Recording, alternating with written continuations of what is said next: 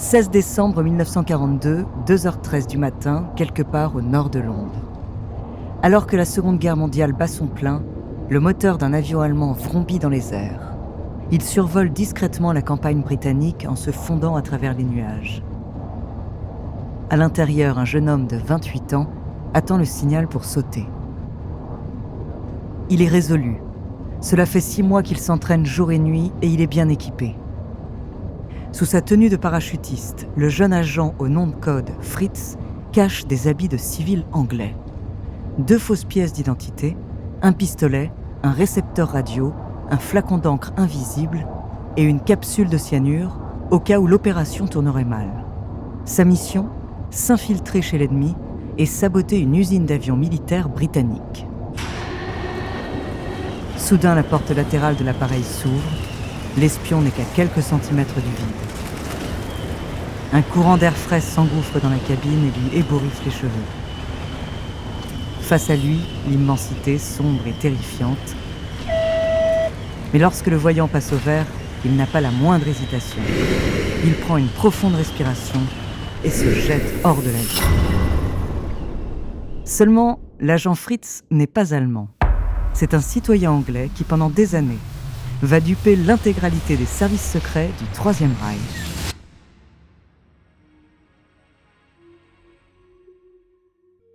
Bonjour, ici Andrea, bienvenue dans True Story.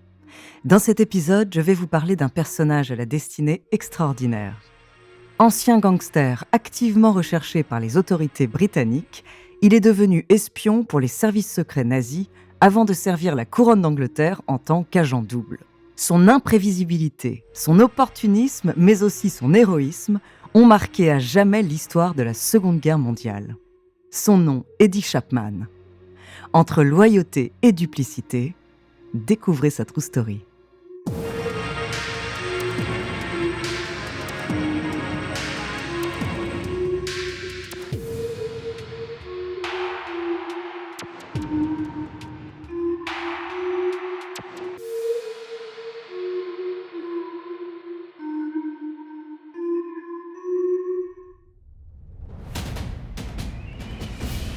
Cette nuit du 16 décembre 1942, Eddie Chapman, alias Agent Fritz, tombe en chute libre au-dessus de la région de Londres.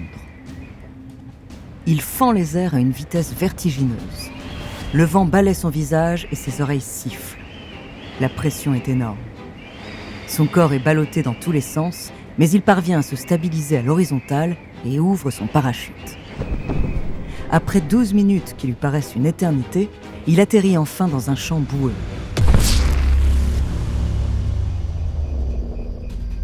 Mais plutôt que de suivre les ordres qu'il a reçus et de se mêler à la population locale, il se met immédiatement en quête d'un téléphone.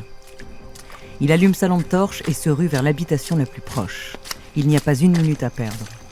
Au beau milieu de la nuit, le jeune homme, tout en sueur, tambourine à la porte et demande à parler en urgence à la police.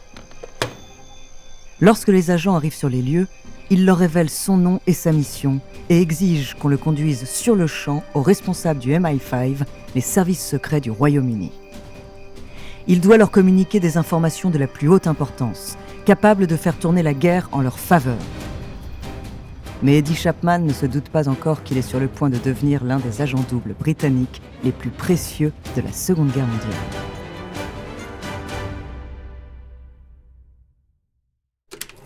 Pour comprendre comment ce jeune Anglais s'est retrouvé au service de l'Allemagne nazie, puis des forces alliées britanniques, revenons quelques années en arrière.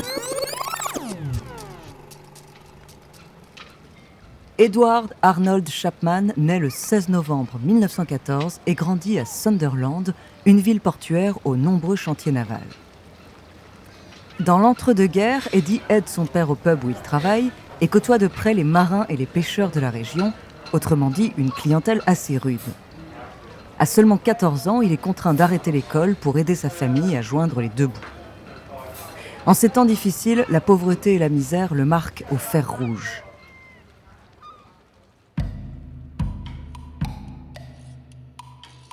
Désespérément en quête de travail et d'argent, il se retrouve à Londres dans les années 30, où il propose ses services à n'importe qui et pour n'importe quoi. Il danse, il se bat, il fait de faux chèques, tout ce qui paie est alors bon à prendre. Son énergie débordante et sa rage de vivre ne tardent pas à attirer l'attention d'un groupe de criminels appelé le Jelly Gang, spécialisé dans les explosifs et l'ouverture de coffres-forts. Les milliers de livres sterling que le gang gagne régulièrement en cambriolant des magasins haut de gamme ne laissent pas non plus Eddie indifférent. Il rejoint alors leur rang et sans armes ni violence devient vite l'un des gangsters les plus habiles de la capitale. En 1939, Eddie Chapman, 25 ans, est un as du casse. Il a déjà fait sauter plus de 40 coffres-forts et dilapide son butin dans les clubs des banlieues malfamées de Londres. Grand, mince, la moustache fine et le sourire ravageur, il mène une vie aussi débridée que dangereuse. Les autorités le recherchent activement et, à l'occasion d'un cambriolage raté, il finit par se faire arrêter. Mais le jeune escroc a plus d'un tour dans son sac. Il réussit à s'échapper et fuit avec sa compagne Betty Farmer sur l'île anglo-normande de Jersey. De là, il prévoit de prendre le large pour l'Amérique du Sud, mais les choses ne vont pas se passer comme prévu.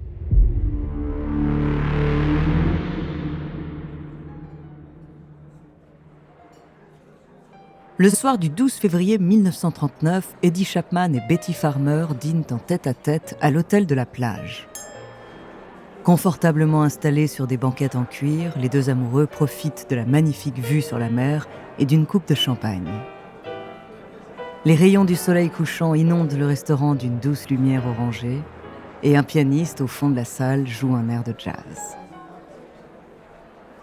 Alors qu'Eddie plonge son regard dans celui de sa fiancée, ses sourcils se foncent soudain. Il a aperçu deux hommes entrer dans le restaurant. Et malgré leur tenue de civil, ils ont tous deux l'air d'être de la police. Les deux inconnus s'avancent d'un pas décidé vers leur table, confirmant les soupçons du jeune homme. N'écoutant que son instinct, il se lève brusquement, embrasse une dernière fois sa compagne et se jette à travers la baie vitrée de l'hôtel, qui explose en 1000 morceaux. Il atterrit sur la plage, les bras et les jambes en sang, et détale à toute vitesse, suivi de près par les deux agents. Après une course-poursuite effrénée, il finit cependant par être rattrapé.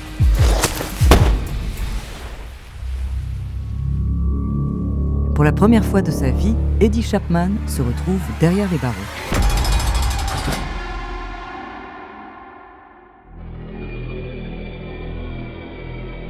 Afin de tromper l'ennui, Eddie dévore tous les livres de la prison et apprend l'allemand et le français.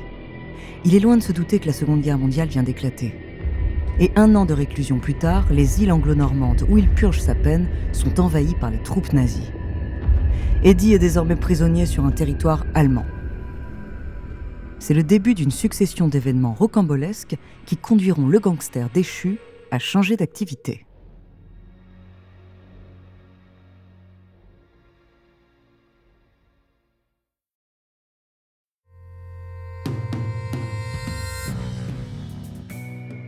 Un matin de décembre 1941, Eddie Chapman est extirpé de sa cellule et conduit devant 2 officiers nazis.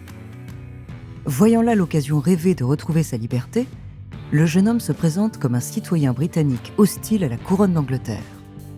Il propose ses services à l'Allemagne et leur partage son passé de gangster, ses connexions avec le crime organisé, sa maîtrise des explosifs.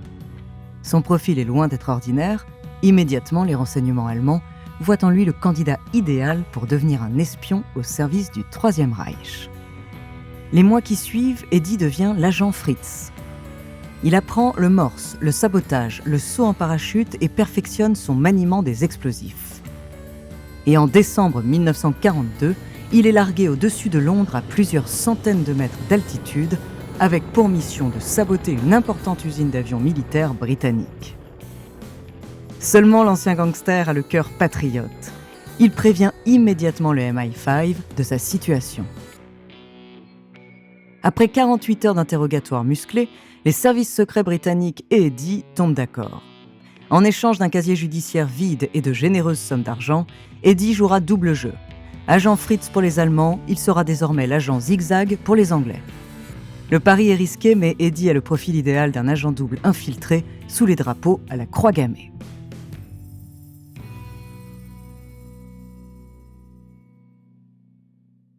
Afin de préserver sa couverture, Eddie simule alors le sabotage de l'usine.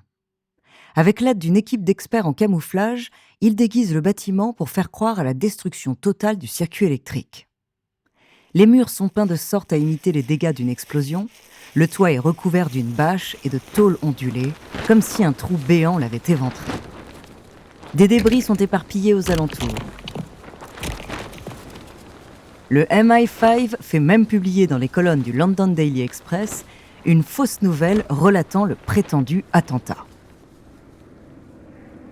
Lorsqu'un avion de reconnaissance allemand vient photographier l'usine, le verdict est sans appel, l'agent Fritz a réussi sa périlleuse mission et est digne d'une confiance totale.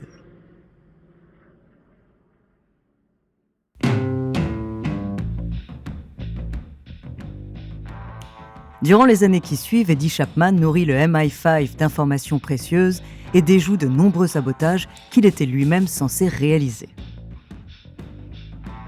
Mais les services secrets britanniques continuent de l'observer très attentivement. Car Eddie est maintenant un des lieutenants décorés du Troisième Reich, tenu en haute estime par les dignitaires nazis. Chacune de ses missions lui rapporte des centaines de milliers de Reichsmark et il possède son propre yacht. Mais malgré son opportunisme, Eddie Chapman reste fidèle aux Alliés. Et il s'illustre particulièrement en juin 1944, lorsque l'Allemagne décide de tester ses premiers missiles sans pilote sur la capitale britannique.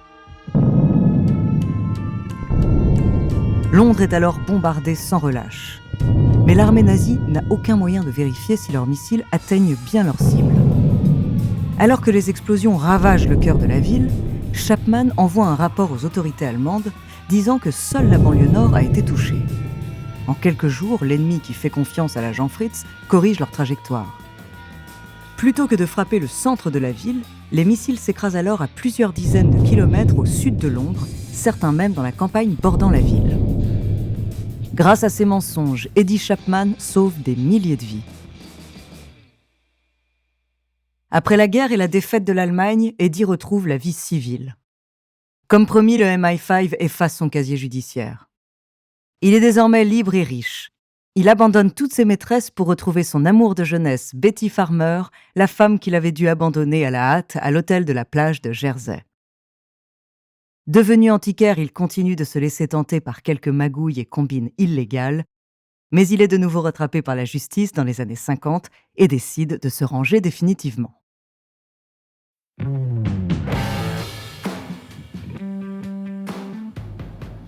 À la fois héros et crapule, gentleman et cambrioleur, menteur et loyal, Eddie Chapman s'éteint le 11 décembre 1997 à l'âge de 83 ans.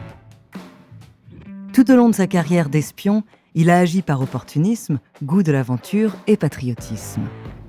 Probablement d'ailleurs dans cet ordre-là. Cet homme au destin exceptionnel aura discrètement mais durablement marqué l'histoire de la Seconde Guerre mondiale et de l'espionnage en général.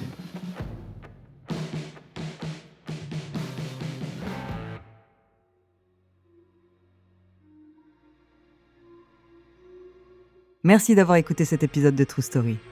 La semaine prochaine, je vous parlerai de la plus grande marée noire de l'histoire. En attendant, si cet épisode vous a plu, n'hésitez pas à laisser des commentaires et des étoiles sur vos applis de podcast préférés.